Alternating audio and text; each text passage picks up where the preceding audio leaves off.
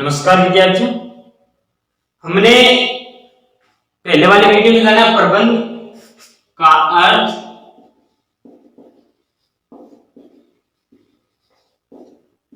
और उसकी परिभाषा।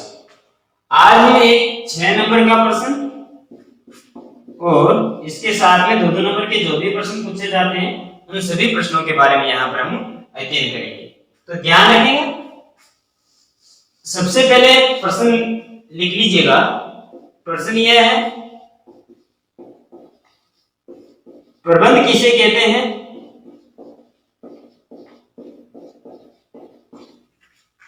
इसकी विशेषताओं को समझो।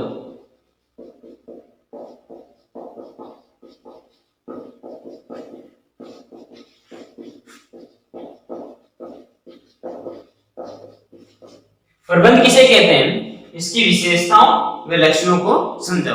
यह आपके प्रश्न पेपर में पूछा जाता है 6 नंबर का निम्नलिखित प्रश्न है। और यह पाठ है जो पूरे तीनों पाठों का 16 नंबर के तीनों पाठ है, तो इन पूरे पाठों में से 6 नंबर का एक प्रश्न पूछा जाता है। तो पहला प्रश्न आपने देखा प्रबंध किसे कहते हैं, तो पिछले वीडियो में हमने परिभाषा देखी, तो इसकी परिभाषा हम दोबारा देख लेते हैं कि प्रबंध किसे कहते हैं। प्रबंध वह क्रिया है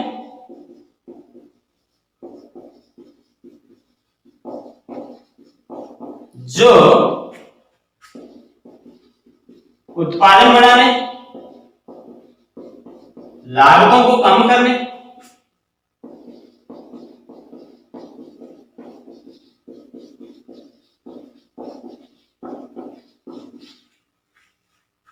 व अपने समूह में नियोजन, नियंत्रण, संगठन व मूल्यांकन तक की प्रक्रिया है। सबसे पहले हमने देखा कि प्रबंध वह क्रिया है, काम है प्रबंध जो उत्पादन बढ़ाने, लागतों को कम करने में अपने समूह में नियोजन से लेकर नियंत्रण, संगठन और मूल्यांकन तक की प्रक्रिया है। अब इन विद्वानों की परिभाषा मैंने आपको याद करने के लिए भी दी थी, जैसे कि सबसे पहले मेरी बात और फॉलेट की परिभाषा देखें तो प्रबंध दूसरों से काम करवाने की कला है। दूसरा हम देखें तो प्रबंध अन्य व्यक्तियों से कार्य करवाने की कला है। तो मेरी बात और फॉलेट कहती है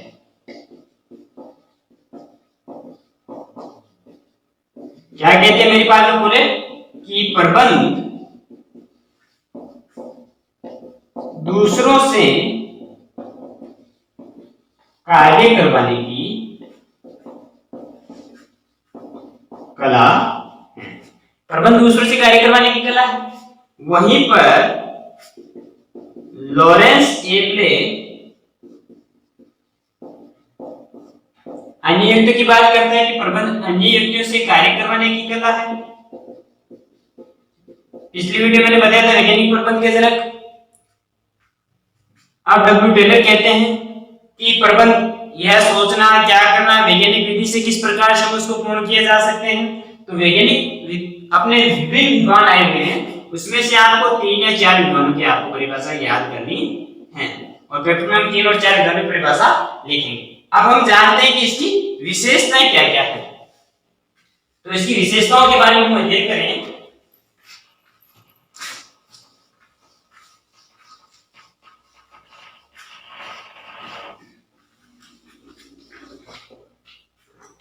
विशेषताएं, तो पहली विशेषता के बारे में जाने तो क्या क्या विशेषताएं होती है इसकी। तो प्रबंध है जो पहली, प्रबंध अन्य व्यक्तियों से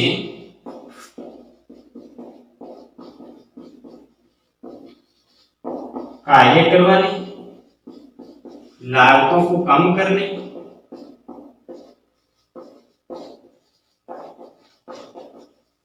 की कला है। पहली विशेषता प्रबंध अन्य व्यक्तियों से काम करवाने, लागतों को कम करने, विभिन्न प्रकार के हम इसमें कला है। दूसरी देख, मैं यहां पर विशेषताओं के नाम भी देता हूं, निरुद्देश्य या लक्ष्यहीन। प्रबंध निरुद्देश्य और लक्ष्यहीन प्रक्रिया नहीं है। प्रबंध का एक लक्ष्य होता है, एक उद्देश्य होता है। उस उद्देश्य के अनुसार व्यक्ति क्या करता है, काम करता है, प्रबंध काम करता है। मान लीजिए आपने अपना लक्ष्य निर्धारित किया, आपने अपना टारगेट निर्धारित किया। अब उस टारगेट के अनुसार आपको काम करना है। अब कोई भी टारगेट, कोई भी लक्ष्य आपने लिया और उसके अनुरूप आपने उसकी रूपरेखा बनाई, उसका प्रारूप बनाया, उस प्रारूप के अनुसार आपने काम करना शुरू किया है। आपने एक लक्ष्य लिया, एक उद्देश्य लिया, एक गोल लिया आपने, उस गोल के अनुसार आपने काम करना शुरू किया। तो प्रबंधक भी क्या करता है कि उद्देश्य लेता है, संस्था के कुछ उद्देश्य होता है, संस्था के कुछ टारगेट होते हैं, उस टारगेट के अनुसार व्यक्ति काम करता है। तो प्रबंध भी क्या है, प्रबंध निरुद्देश्य और लक्ष्यहीन प्रक्रिया नहीं, इसके कुछ उद्देश्य होते हैं, इसके कुछ लक्ष्य होते हैं। फिर अगला देखिए हम, औपचारिक समूह। यानी कि एक शब्द याद कर लीजिए, प्रत्येक विशेषताओं में से एक शब्द याद कर लीजिए, जिससे आपको क्या होगा कि उसकी पूरी विशेषताएं पता चल जाएगी। प्रबंध है जो औपचारिक समूहों का किया जाता है, और औपचारिक समूह कैसे, व्यक्ति समझदार हो, संगठित हो, उनका नेतृत्व किया जा सकता है। वहीं पर अगर हम उसकी जगह पर हम देखें अनौपचारिक समूह है,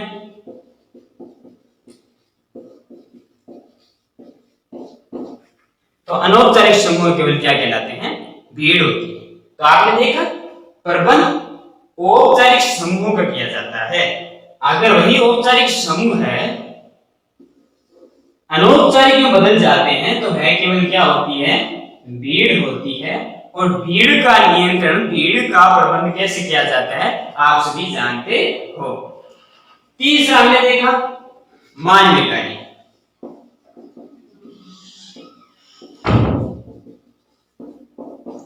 प्रबंध हमेशा मानव का किया जाता है, पशुओं का नहीं। व्यक्ति हमेशा किसी भी पशु का प्रबंध नहीं किया जा सकता। आप पशुओं से काम नहीं करवा सकते, आप पशुओं के लिए कुछ भी नहीं कर सकते। तो प्रबंध क्या है, मानवीय कार्य है, और मनुष्य का ही प्रबंध किया जाता है। क्योंकि प्रबंधक होगा, उसके कुछ अनुयायी होंगे, उसके कुछ फॉलोवर्स होंगे, उसके अनुसार व्यक्ति क्या करता है कि काम करता है, उनसे काम करवाता है। ठीक है, तो प्रबंध चौथी विशेषता में देखी, प्रबंध कैसा कार्य है, प्रबंध कैसे है, तो प्रबंध मानवीय कार्य है। पांचवी विशेषता में देखी चुनौतीपूर्ण। प्रबंध कैसा कार्य है, तो प्रबंध चुनौतीपूर्ण कार्य है। चुनौतीपूर्ण कैसे, जैसे मान लीजिए किसी व्यक्ति का मन नहीं है, उससे आपको काम किस प्रकार से करवाना है। मान लीजिए संस्था में बहुत सारी समस्याएं आ रही है, उस समस्याओं को कैसे दूर करना है, सभी को ध्यान में रखते हुए प्रबंधक है जो प्रबंध का कार्य करता है। तो प्रबंध की विशेषता पांचवी क्या हुई, ये एक चुनौतीपूर्ण कार्य है। बहुत सारी चुनौतियों का सामना करते हुए एक अच्छा सा प्रबंधक बना जा सकता है। फिर छठी विशेषता देखें तो यह सृजनात्मक है।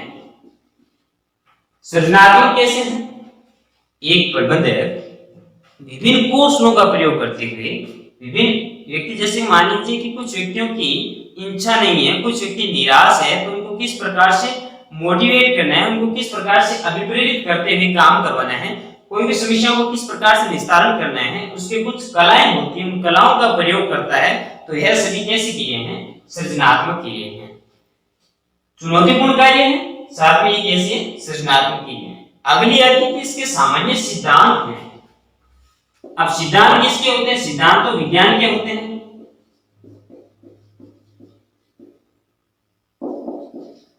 सिद्धांत, इसके सामान्य सिद्धांत हैं। क्यों, क्योंकि विभिन्न विद्वानों ने, विभिन्न वैज्ञानिकों ने इसके प्रति गहन शोध किया, अध्ययन किया। अध्ययन करने के बाद में विभिन्न सिद्धांत दिए थे। तो प्रबंध के कुछ सामान्य सिद्धांत होते हैं जिसके अनुसार प्रबंध क्या करता है कि कार्य करता है। कला भी है और विज्ञान भी है। तो इन दोनों विशेषताओं से आपने जाना कि प्रबंध क्या है, प्रबंध कला और विज्ञान दोनों है। यह बात कौन कहता है? यह बात अपना वैज्ञानिक प्रबंध के जनक आपने देखा था अब डब्ल्यू टेलर यानी कि फ्रेडरिक विंसलो टेलर ने बताते हैं कि प्रबंध कला और विज्ञान दोनों है। ठीक है, अगला विशेषता में हम देखें नेतृत्व क्षमता। नेतृत्व क्षमता मतलब कि जो भी प्रबंधक होगा उसके कुछ नेतृत्व करने की क्षमता होनी चाहिए। प्रबंधक है जो नेतृत्व करेगा तभी वह कार्य सक्सेस होगा, क्योंकि नेतृत्व एक नेता होता है, उस नेता के अनुयायी भी होना आवश्यक है। बिना अनुयायी के वह किसका नेतृत्व करेगा? तो प्रबंध की विशेषता में सबसे पहले प्रबंध अन्य व्यक्तियों से काम करवाते हैं। व्यक्ति है जो कार्य करते हैं उसके अनुसार वे कार्य करवाते हैं। प्रबंध निरुद्देश्य या लक्ष्यहीन नहीं होता है, क्योंकि इसके कुछ न कुछ लक्ष्य होता है और लक्ष्य का ही प्रबंध किया जाता है। फिर यह औपचारिक समूहों का किया जाता है, अनौपचारिक समूह केवल क्या कहलाती है? भीड़ कहलाती है, और भीड़ का हम प्रबंध नहीं कर सकते। फिर आता है कि यह मानवीय कार्य है, क्योंकि मनुष्यों का ही किया जाता है, पशुओं का नहीं किया जाता है, तो यह मानवीय कार्य है। फिर आता है चुनौतीपूर्ण कार्य। प्रबंध करते समय विभिन्न चुनौतियां आती हैं, चुनौतियों का सामना करते हुए व्यक्ति है जो उसका नेतृत्व करता है, उसका निर्णय लेता है, तो यह क्या है? चुनौतीपूर्ण कार्य। फिर सृजनात्मक क्रिया, क्योंकि इसमें कला का प्रयोग किया जाता है, प्रबंधक अपनी कलाओं का प्रयोग करते हुए कार्य करता है, तो यह सृजनात्मक क्रिया है। फिर सामान्य सिद्धांत, क्योंकि विभिन्न गहन शोध अध्ययनों के बाद में विभिन्न प्रकार की क्रियाओं के बाद में व्यक्ति ने प्रबंधकों ने विभिन्न विद्वानों ने इसके सिद्धांत दिए थे। आपने देखा था हेनरी फ्यूरो ने 14 सिद्धांत दिए थे जो कि सार्वभौमिक हैं, सभी जगह पर लागू होते हैं, इसलिए इसके कुछ सिद्धांत हैं। तो प्रबंध कला और विज्ञान दोनों हैं। फिर नेतृत्व क्षमता, इसकी कुछ क्षमताएं होती है। नेतृत्व करने की क्षमता होनी चाहिए किसमें? प्रबंधक में। प्रबंधक नेतृत्व करता है, किसका करता है? अपने अनुयायियों को करता है, उसका अनुसरण करते हुए व्यक्ति कार्य करता है। आगे की विशेषता वहां पर देखिए।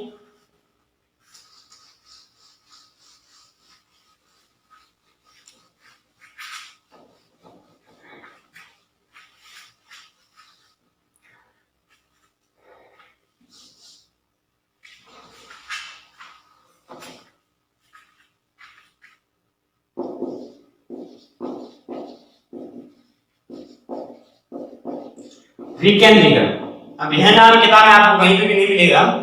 विकेंद्रीकरण क्या है कि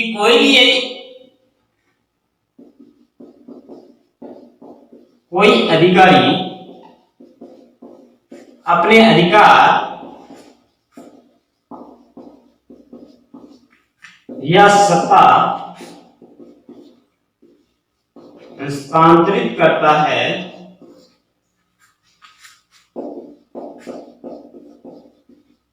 उसे विकेंद्रीकरण कहते हैं।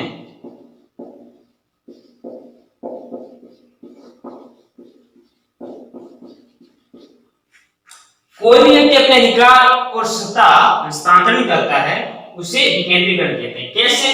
मान लीजिए एक अधिकारी है यहाँ पर, इसके पास बहुत सारे अधिकार है कार्यालय के, संस्था के, इसके पास विभिन्न प्रबंधक हैं, जैसे कि इसके पास में विपणन प्रबंधक का अधिकार अपने पास है, वित्त प्रबंधक अपने पास है, उत्पादन प्रबंधक अपने पास है, यानी कि सभी प्रकार के अधिकार इसके पास में हैं। जब यह अपने अधिकार अपने अधीनस्थों को इस प्रकार से देता है कि सभी प्रबंधक अपने अधिकार विभिन्न प्रबंधक दे देते हैं, यह प्रबंधक अपने अधिकार विभिन्न प्रबंधकों को दे देता है,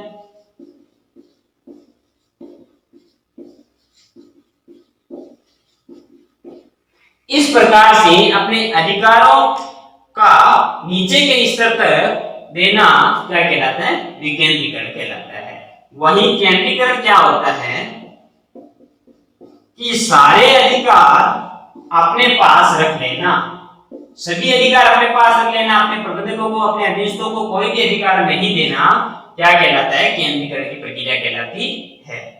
विकेंद्रीकरण की प्रक्रिया और केंद्रीकरण की प्रक्रिया भारत में दोनों रूपों में प्रचलित हैं। जैसे कि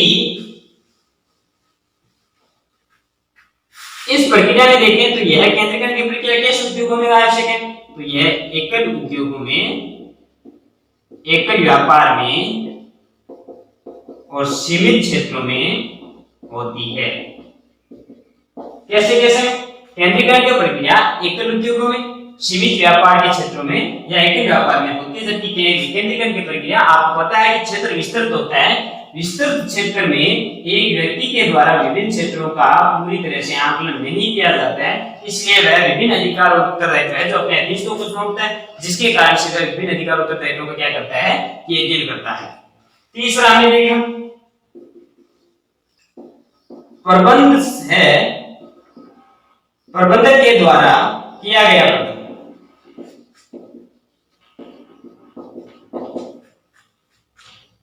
वातावरण प्रभावित होता है। कौन सा वातावरण प्रभावित होता है? आंतरिक वातावरण और बाह्य वातावरण, दोनों वातावरण प्रभावित होते हैं। प्रबंधक जो प्रबंध करता है उसके द्वारा आंतरिक और बाह्य दोनों वातावरण प्रभावित होते हैं, जिससे कि हम देखते हैं कि आंतरिक वातावरण में कौन कौन प्रभावित होता है। तो आंतरिक वातावरण में कर्मचारी, नियोक्ता और उसके द्वारा जो उसके अधिकारीगण होंगे वह सभी इसमें क्या होंगे? प्रभावित होंगे। जबकि बाह्य वातावरण में कौन कौन होंगे? तो सरकार, उपभोक्ता, वह सभी इसमें क्या होंगे? प्रभावित होंगे।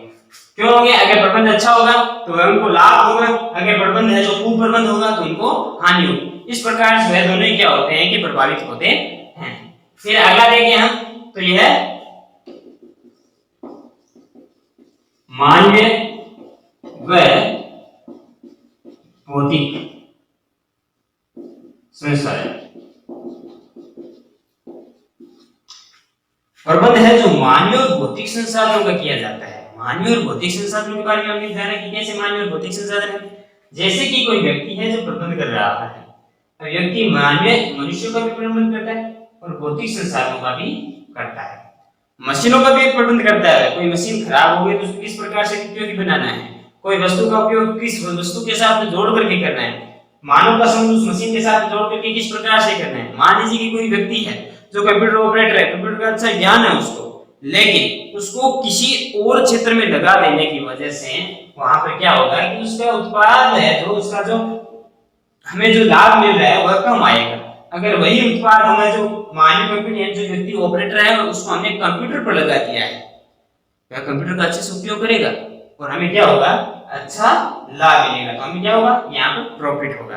तो आपने जाना मानवीय और भौतिक संसाधन किस प्रकार से उपयोग करते हैं कि वह व्यक्ति है जो मनुष्य के द्वारा किया गया साधन और मशीनों के द्वारा किया गया साधन दोनों को मिक्स करके व्यक्ति काम करता है, उसमें मानवीय और भौतिक संसाधन दोनों का अच्छे से उपयोग हो सकता है। फिर अगला हमने देखा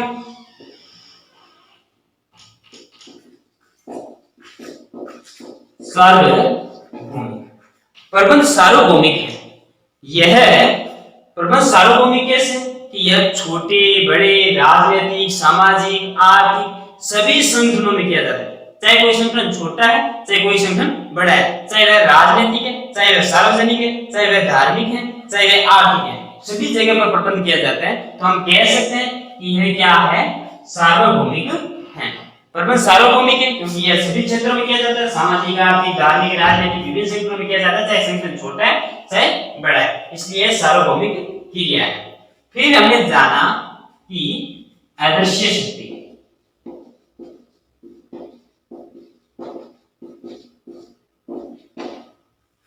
प्रबंध आदर्शीय शक्ति है। आदर्शीय शक्ति कैसे है? यह जैसे कि मान लीजिए कि कोई संस्था है, वह संस्था में अच्छा प्रबंध हो रहा है, अच्छा प्रबंध हो रहा है तो वह संस्था क्या होगी? अपना स्तर है तो बढ़ा करेगी और धीरे धीरे उसका विकास होगा। तो हम कह सकते हैं कि जैसे कि यह आदर्श शक्ति कैसे है कि जैसे कि कोई संस्था है जो अच्छा कार्य कर रही है, धीरे धीरे आगे बढ़ रही है, तो हम कह सकते हैं कि यहाँ का प्रबंध कैसा है? अच्छा प्रबंध है। अगर वहीं पर भी कोई संस्था है जो धीरे धीरे अवनति की ओर जा रही है, तो हम कह सकते हैं कि यहाँ पर प्रबंध कैसा है? यहाँ पर प्रबंध है जो कुप्रबंध है। तो एक अच्छा प्रबंध संस्था को ऊपर तक ले जा सकते हैं। प्रबंध हमें दिखाई नहीं देता है, लेकिन हम उसका क्या करते हैं? अनुभव करते हैं। उसके कार्यों को देख करके हम अनुमान लगा सकते हैं कि यह संस्था यहाँ का प्रबंध है जो अच्छा है। तो कोई संस्था डूब रही है तो हम अनुमान लगा सकते हैं कि यहाँ का प्रबंध कैसा है? कुप्रबंध है। तो यह सभी विशेषताएं हैं पेपर में प्रश्न पूछा जाता है कि प्रबंध किसे कहते हैं, इसकी विशेषताएं और लक्षणों को समझिए। 100 नंबर का प्रश्न आएगा, प्रबंध किसे कहते हैं, तो प्रबंध की परिभाषा जानी, फिर इसकी विशेषताओं के बारे में जाना। तो विशेषताओं के बारे में सबसे पहले हमने जाना कि अन्य व्यक्तियों से किस प्रकार से काम करवाया जाता है, फिर हमने जाना निर्देश प्रक्रिया कैसे है, फिर हमने जाना औपचारिक, फिर हमने जाना मान्य कार्य, फिर हमने जाना सृजनात्मक कार्य, चुनौतीपूर्ण कार्य, सामान्य सिद्धांत, नेतृत्व क्षमता, उसके बाद विकेंद्रीकरण, केंद्रीकरण, फिर आया आंतरिक और बाह्य वातावरण दोनों को प्रभावित करता है, फिर मानवीय और भौतिक कार्य दोनों के लिए उपयोगी है, उसके बाद में सार्वभौमिक कार्य है और उसके बाद में आदर्श शक्ति है। तो ध्यान रखिएगा, यहाँ पर मैंने 2-2 नंबर के प्रश्न बताए हैं। अब 2-2 नंबर के प्रश्नों की बारी किस प्रकार से आता है। तो पहला प्रश्न यहाँ पर, प्रबंध अन्य लोगों से काम करवाता है, किस प्रकार से करवाता है बताइए, वो कैसे करवाता है। तो प्रश्न पूछा जा सकता है अन्य लोगों से कैसे काम करवाया जा सकता है। फिर पूछा जा सकता है, आप यहाँ पर प्रश्न नोट कीजिए, आप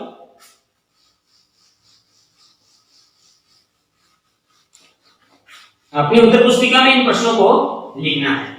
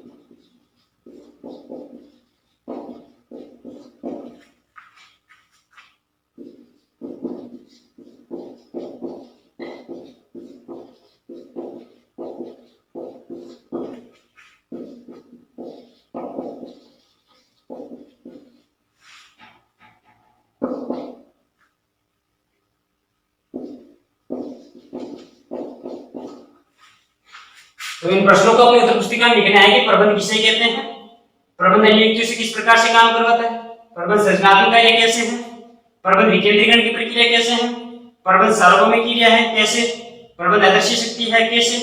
विभिन्न विधानों की परिभाषा लिखनी है आपको, दोहरे से लेके मेरी पार खोले की, आप डब्ल्यू टेलर की और कलर की। पेपर में प्रश्न पूछा जाता है तो सबसे पहले निम्नलिखित प्रश्न के बारे में हम देखें। तो पहले परिभाषा दी आपने, परिभाषा देने के बाद विभिन्न विधानों की परिभाषा दी, फिर विशेषताओं के बारे में बताएंगे।